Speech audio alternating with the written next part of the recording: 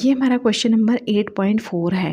ये कह रहा है Io not one of the satellite of Jupiter has an orbital period of 1.769 days and the radius of the orbit is 4.22 into 10 to power 8 meter, so that the mass of Jupiter is about 1000 that of the sun।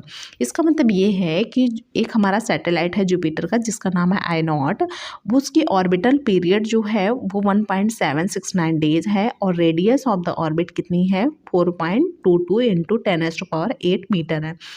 हमें find करना है कि जो Jupiter का मास होगा वो Jupiter का मास होगा सन के 1000 के इक्वल। ठीक है, मतलब जो जुपिटर का हमारा मास होना चाहिए, जुपिटर का ये मास हो गया और इसका जो मास होना चाहिए वो सन के मास से कितना 1000 दैट ऑफ द सन। मतलब सन के मास को अगर हम 1000 से डिवाइड कर दें तो जुपिटर के मास आ जाएगा। इसका ये मतलब है। मतलब अगर हम मतलब इसका ये हुआ कि जो हमारा जुपिटर का मास होगा वो कितने 1000 से डिवाइड कर दें सन के मास को तो जुपिटर का मास आ जाएगा। ये है, ठीक है, ये है इसका। और चलिए देखते हैं for a satellite of Jupiter orbital period हमारा कितना गिवन किया है। ऑर्बिटल पीरियड हमारा 1.769 डेज है।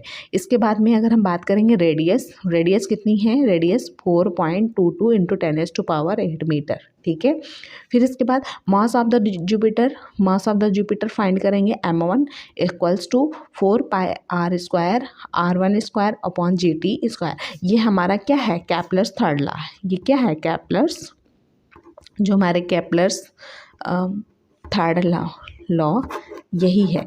कैपलर्स थर्ड लॉ क्या कहता है, कैपलर्स थर्ड लॉ कहते हैं कि जो हमारा square of the time period is directly proportional to the cube of the distance of the planet. ठीक है, ये हमारा है कैपलर्स थर्ड लॉ, यही तो कहता है टाइम ऑफ द पीरियड। ठीक है, फिर इसके बाद में हमें क्या फाइंड करना है इसमें, ऑर्बिटल।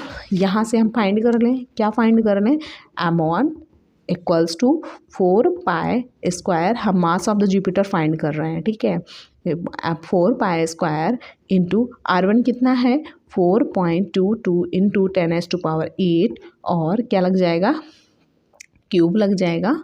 ये हमारा क्यूब है, स्क्वायर नहीं है। ठीक है, अपॉन और जी की जगह कितना रख दें, जी की जगह वही 6.67 इंटू 10 टू पावर 11। तो यहाँ पर हम टी की वैल्यू रख दे रहे हैं। जब टी की वैल्यू को हम ये डेज में है, इसको अगर सेकंड्स में चेंज करेंगे तो 1.679 इंटू 24 इंटू 60 इंटू 60 से मल्टीप्लाई करा देंगे तो ये सेकंड में कन्वर्ट हो जाएगा। राइट, तो 1.769 इंटू 24 इंटू 60 इंटू 60 ये हमारा किस में कन्वर्ट हो गया, इसमें। ये जी की वैल्यू हमें पता है, जी की वैल्यू कितनी होती है, जी की वैल्यू 6.67 इंटू 10 टू पावर -11 यही होती है जी की। ग्रेविटेशनल कांस्टेंट है, आपको पता ही है। फिर इसके बाद हमें ये तो हमारी आ गई किसकी वैल्यू, ये हमारी आ गई m1 की value.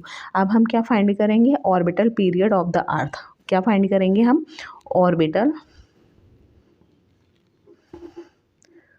Period of the earth. Orbital period of the अर्थ क्या होता है, 1 ईयर, यही तो होता है। और 1 ईयर को जब हम सेकेंड्स में चेंज करेंगे तो क्या हो जाएगा 365.25 इंटू 24 इंटू 60 इंटू 60। आपको पता है ये सेकेंड्स में आ गया। फिर इसके बाद में हमें पता करना है orbital radius of the earth. Orbital radius of the earth, orbital radius of the अर्थ क्या होगी, r। ये क्या होती है 1 AU। ओके, जब इसको हम मीटर में चेंज करेंगे तो कितना होता है 1.496 इंटू 10 टू पावर 11 मीटर। ये ऑर्बिटल पीरियड किसकी हो गई, अर्थ की, और ये ऑर्बिटल रेडियस हो गई, ये ऑर्बिटल पीरियड हो गया। क्लियर। फिर इसके बाद में हमें मास ऑफ द सन निकालना है। क्यों मास ऑफ द सन, क्योंकि अर्थ अराउंड द सन तो हमें क्या निकालना पड़ेगा, मास ऑफ द सन, क्योंकि मैं मास का रेशियो पूछा है किसके टर्म्स में, और जुपिटर के मास के टर्म्स में। तो मास ऑफ द सन निकालेंगे, मास ऑफ द सन, ये हम एम से डिनोट करते हैं। क्लियर। फिर वही Kepler's third law 4 pi square R cube upon G T square. Clear. हमें यहाँ पर पता है कि हमारा ये टाइम पीरियड कितना है, टी हमारा है, ये हमारा क्या है, ऑर्बिटल रेडियस है अर्थ की। तो हमें यहाँ से मास ऑफ द अर्थ निकाल लेंगे ना, 4 pi square into R cube कितना है 1.496 इंटू 10⁻11। इसका हम करेंगे क्यूब अपॉन जी की वैल्यू हमें पता है, जी की वैल्यू कांस्टेंट होती है 6.67 इंटू 10⁻11। टी की वैल्यू कितनी होती है, टी की वैल्यू इतनी गिवन है 365.25 इंटू 24 इंटू 60 इंटू 60। ये हमारा किस में आ गया, सेकेंड्स में आ गया। क्लियर।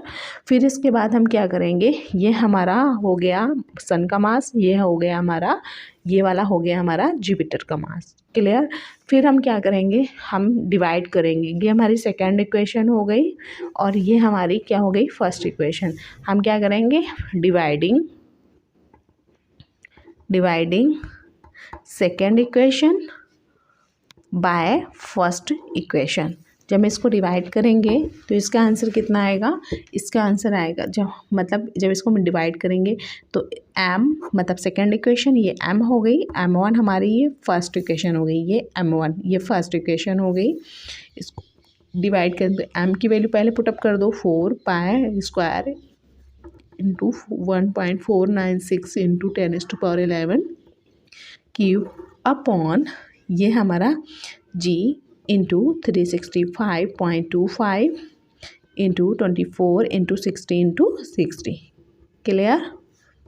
फिर इसके बाद m1 की वैल्यू यहाँ राइट करेंगे, m1 की वैल्यू राइट करेंगे तो m1 की वैल्यू कितनी है 4 पाई स्क्वायर इंटू 4.22 इंटू 10⁸8, यहाँ हो गया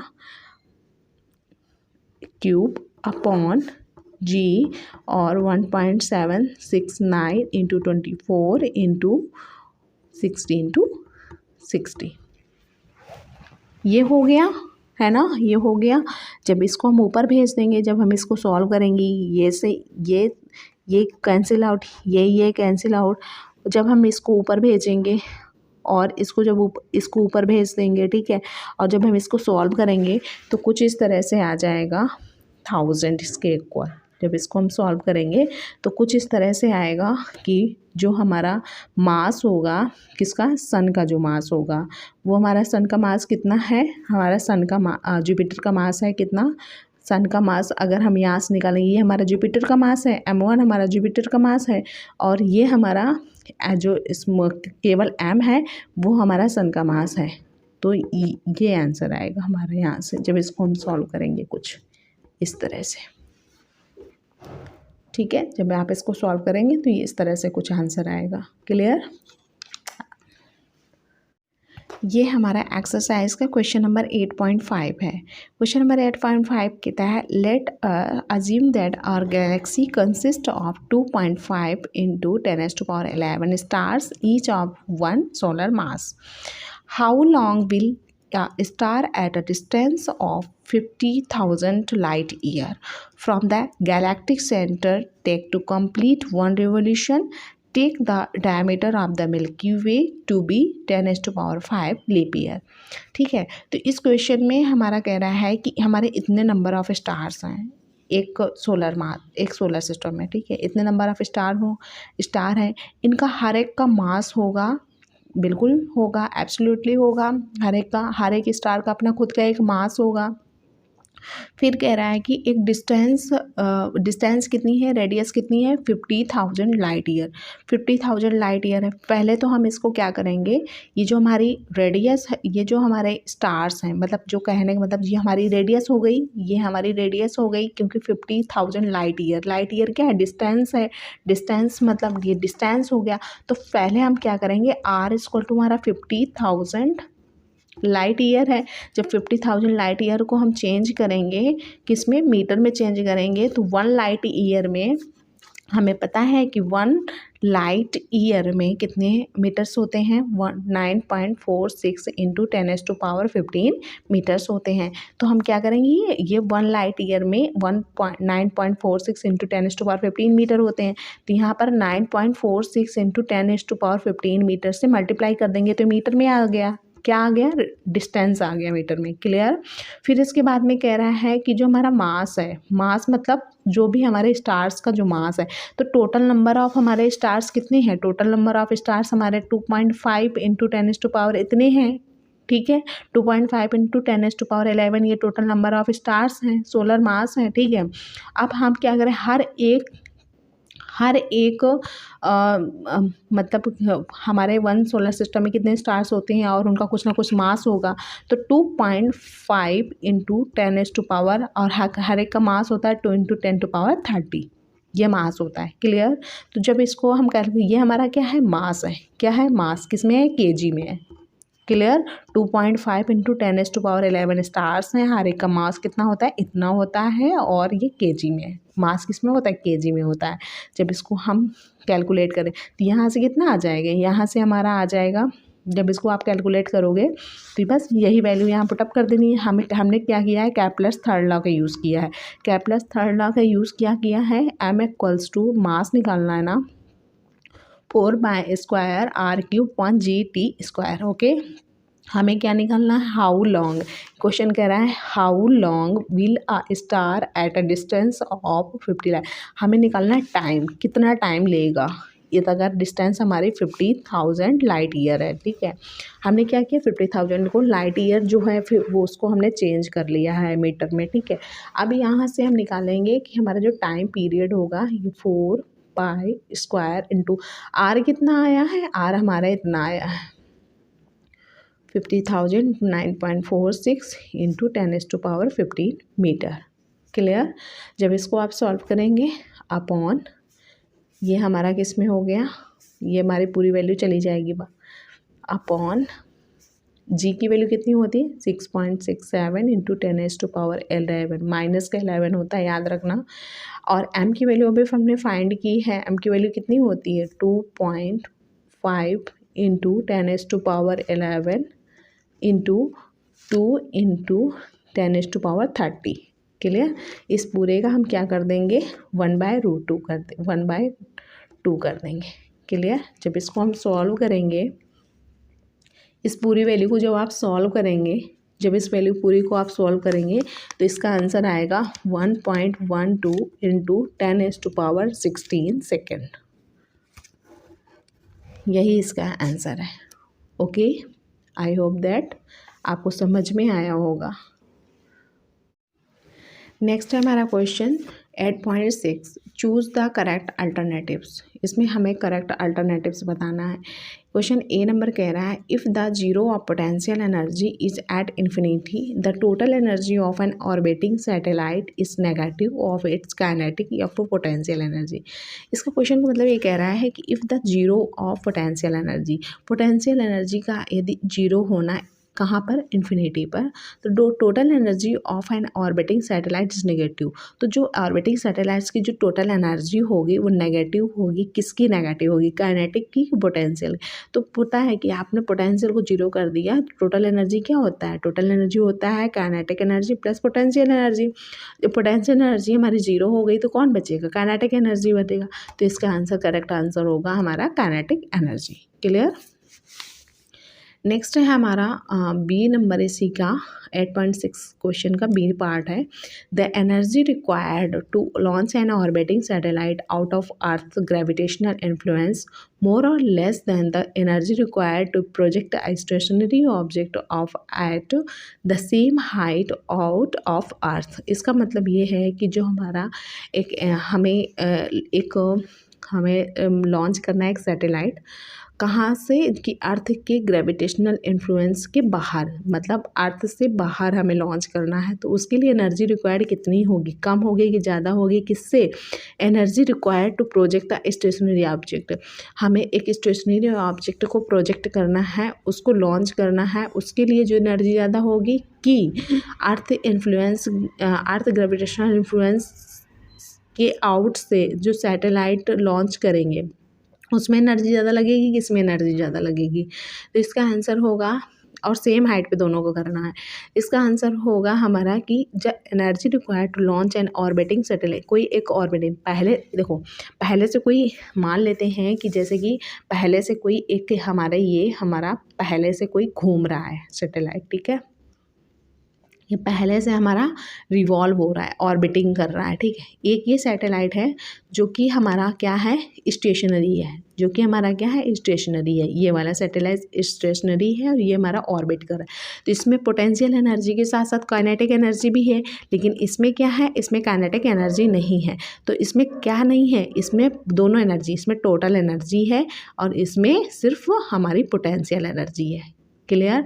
आप कह रहा है किस में ज़्यादा हमें एनर्जी की नीड पड़ेगी, इसमें पड़ेगी कि इसमें पड़ेगी? तो हमें पता है कि पहले से ही ऑर्बिट कर रहा है, अगर इसको हम काइनेटिक दे दें, मतलब इसमें काइनेटिक भी है और इसमें पोटेंशियल भी है, ठीक है, तो हम क्या करेंगे, ये हमारा बहुत जल्दी ऑर्बिट हो जाएगा। तो हम इसमें क्या करें, थोड़ी सी और काइनेटिक एनर्जी दे दें, लेकिन इसमें हमें क्या देना पड़ेगा, काइनेटिक देना पड़ेगा और पोटेंशियल दोनों देना पड़ेगा। समझ गए?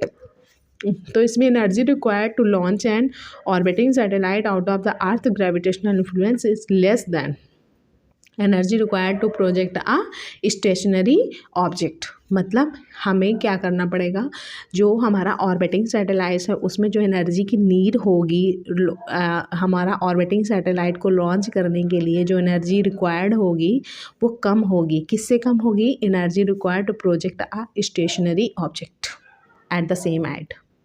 ओके, ये हमारा क्वेश्चन है, ठीक है। नेक्स्ट हमारा क्वेश्चन है 8.7 इसी एक्सरसाइज का। Does the escape speed of a body from the earth depends on, जो एस्केप स्पीड होती है एक बॉडी की अर्थ से, वो डिपेंड किस किस पर करती है, ठीक है। फर्स्ट इसका ऑप्शन है कि the mass of the body पर डिपेंड करती है कि नहीं करती है। The location of where, from where it is protected, जहाँ से हमारा कोई बॉडी प्रोजेक्ट की जानी है क्या उस पर डिपेंड करती है कि नहीं करती है। डायरेक्शन ऑफ द प्रोजेक्शन, किसी प्रोजेक्शन के डायरेक्शन पर क्या डिपेंड करती है। Height of the location from where the body is launch, उस हाइट पर डिपेंड करती है कि नहीं करती है जहाँ से उस बॉडी को लॉन्च किया जाना है, ठीक है। तो हमें पता है स्केप स्पीड कितनी होती है, स्केप वेलोसिटी, स्केप स्पीड होती है √2gm/r। क्लियर? 2gm/r, ये इसी को हम क्या राइट कर सकते हैं, 2gr राइट कर सकते हैं कि gmr, ये हमारा g क्या होता है, m क्या होता है, ये हमारा g ग्रेविटेशनल कांस्टेंट है, m क्या है, हमारा मास ऑफ द बॉडी है। क्लियर? तो फर्स्ट नंबर जो होगा कि जो स्केप स्पीड होती है वो स्केप स्पीड क्या होती है, escape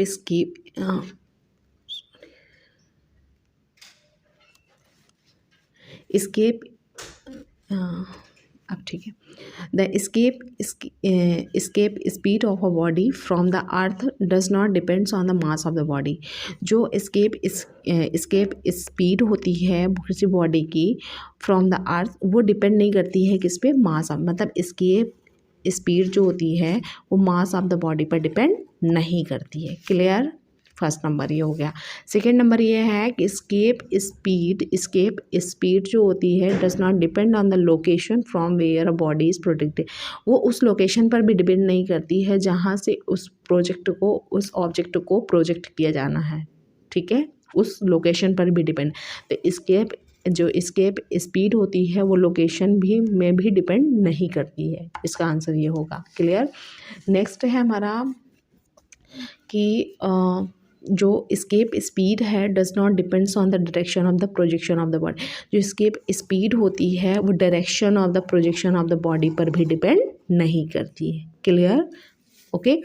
escape speed of a body depends upon the height of the location. Height of the location मतलब हाइट ऑफ द लोकेशन का मतलब जो आर है वही तो हमारी है डिस्टेंस। आर क्या है हमारी डिस्टेंस, अभी फार्मूले में देखे थे, ये आर क्या है डिस्टेंस, ये आर क्या है डिस्टेंस है, ठीक है।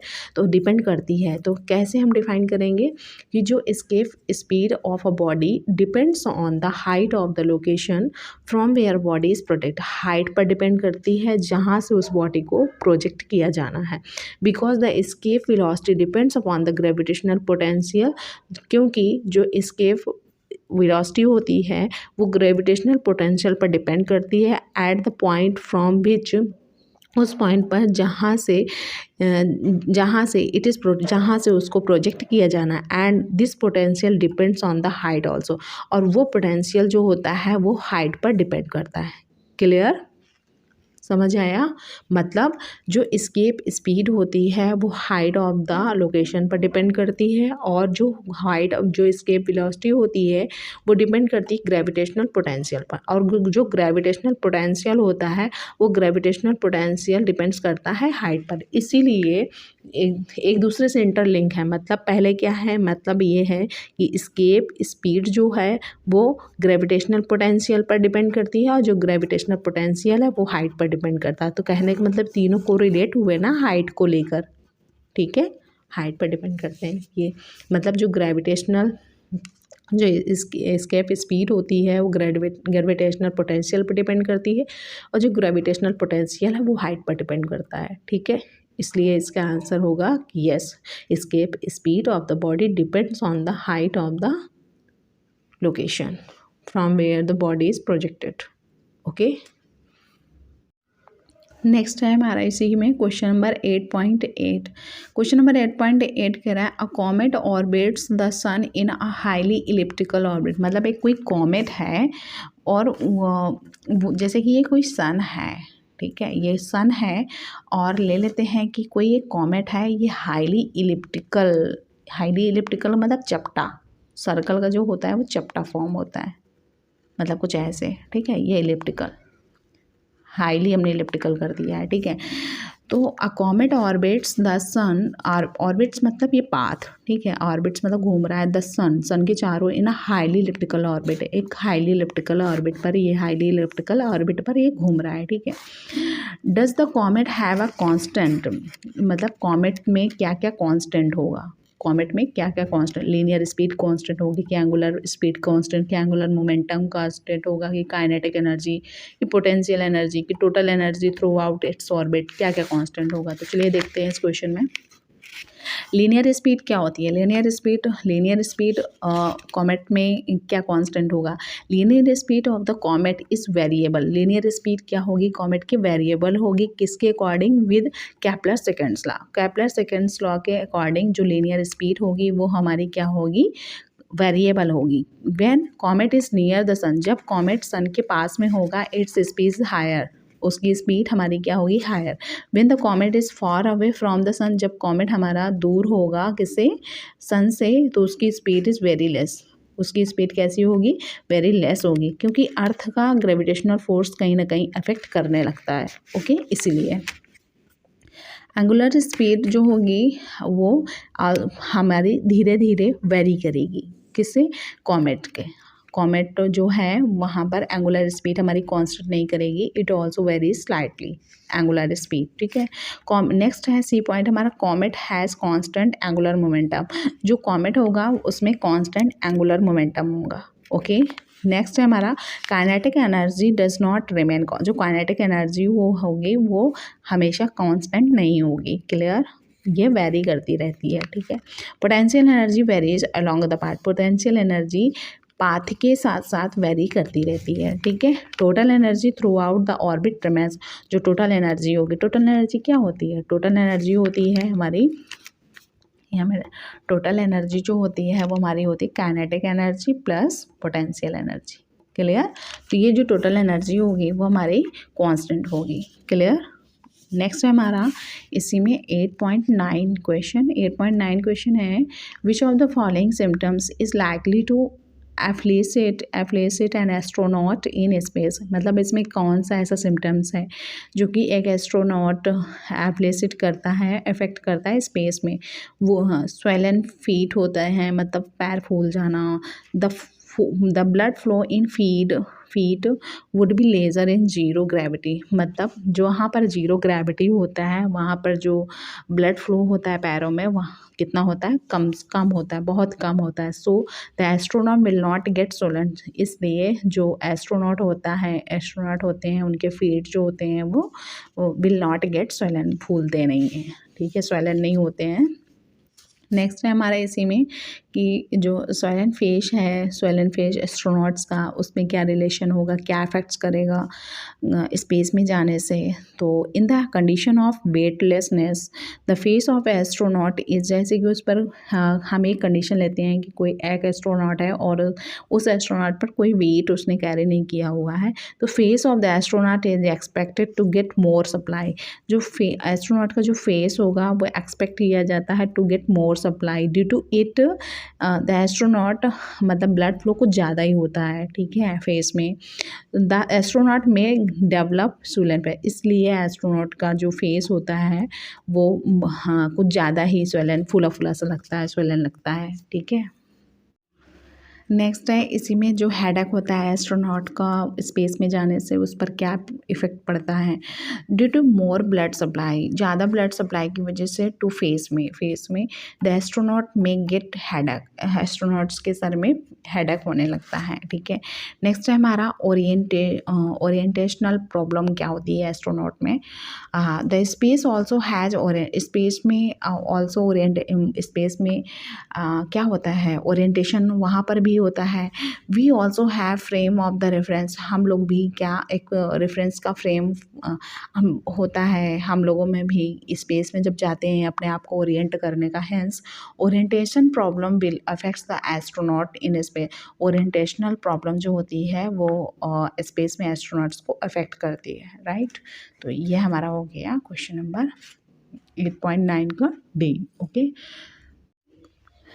इस क्वेश्चन नंबर 8.10 है कि gravitational intensity at the centre of a hemispherical, ये कोई हेमीस्फेरिकल है और ग्रेविटेशनल इंटेंसिटी क्या होगी इसके सेंटर पर, ठीक है, ऑफ यूनिफॉर्म मास डेंसिटी, और जो इसकी मास डेंसिटी है वो यूनिफॉर्म है। Has the direction indicated by the arrow, और उसकी जो डायरेक्शन है वो इंडिकेट की गई है gravitational intensity at the center of a hemispherical cells of uniform mass density has the direction indicated by the arrow, जो इसकी ग्रेविटेशनल इंटेंसिटी है उसको हमें इंडिकेट किया हुआ है, ठीक है, ये फिगर। तो इसका जो डिस्क्रिप्शन होगा उसको डिस्क्रिप्शन में कुछ इस तरह से होगा। All points inside a hollow spherical shell, जो एक हॉलो स्पेरिकल शेल है उसके जो अंदर सभी जो पॉइंट्स होंगे वो सेम पोटेंशियल होंगे, उनका जो पोटेंशियल होगा सेम होगा। So gravitational intensity which is negative, जो ग्रेविटेशनल इंटेंसिटी होगी वो ग्रेविटेशनल पोटेंशियल ग्रेडियंट के नेगेटिव होगी और जीरो होगी। क्या जीरो होगी, ग्रेविटेशनल इंटेंसिटी जो कि ग्रेविटेशनल पोटेंशियल ग्रेडियंट के जस्ट नेगेटिव होगी और जीरो होगी।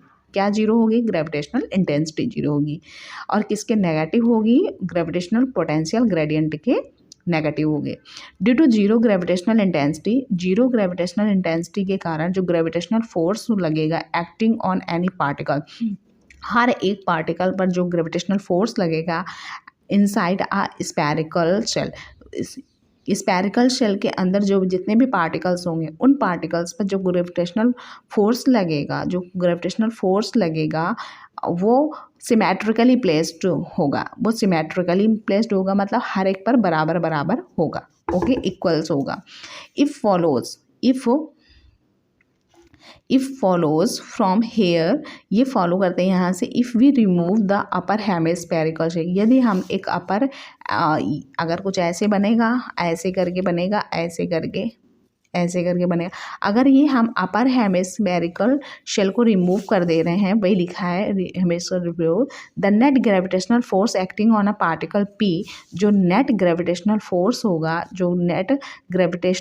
फोर्स होगा acting on particle P acting on particle P particle पर जो नेट ग्रेविटेशनल फोर्स होगा, ये हमारा पी पार्टिकल है, ये हमारा सी पार्टिकल है, ठीक है। एक्टिंग पार्टिकल जो हमारा पी पार्टिकल है, इसमें जो नेट ग्रेविटेशनल फोर्स होगा वो ग्रेविटेशनल फोर्स डाउनवर्ड होगा। डाउनवर्ड मतलब नीचे की तरफ होगा, क्योंकि ऊपर कोई मास ही नहीं है, राइट। ऊपर हमने अपर हेमिस्फेयर को हमने क्या कर दिया, रिमूव कर दिया है, तो कौन सा मास बचा, टोटल यही बचा ना। तो यहाँ पर एक्सेलरेशन ड्यू टू ग्रेविटी जो होता है वो काम करेगा, और इसका खुद का मास होगा m, तो इसकी जो डायरेक्शन होगी वो कैसी होगी, डाउनवर्ड्स होगी, right. Since gravitational intensity is gravitational force per unit mass, जो ग्रेविटेशनल इंटेंसिटी होगी वो gravitational force per unit mass के इक्वल्स होगी द डायरेक्शन ऑफ द जी मतलब ग्रेविटेशन, जो ग्रेविटेशनल इंटेंसिटी होगी, जो डायरेक्शन ऑफ ग्रेविटेशनल इंटेंसिटी, ये जी को हमने ग्रेविटेशनल लिखा है, आई एन को इंटेंसिटी लिखा है, ठीक है। The direction of gravitational intensity will be along C, वो किसके अलॉन्ग में होगी, सी के अलॉन्ग्स में होगी। ये हमारा इसका आंसर है, ठीक है। इसका जो मास होगा कुछ इस तरह से होगा, और इसकी जो ग्रेविटेशनल इंटेंसिटी की जो डायरेक्शन होगी वो सी के अलॉन्ग्स में होगी, ओके। ये इसका आंसर है, ओके।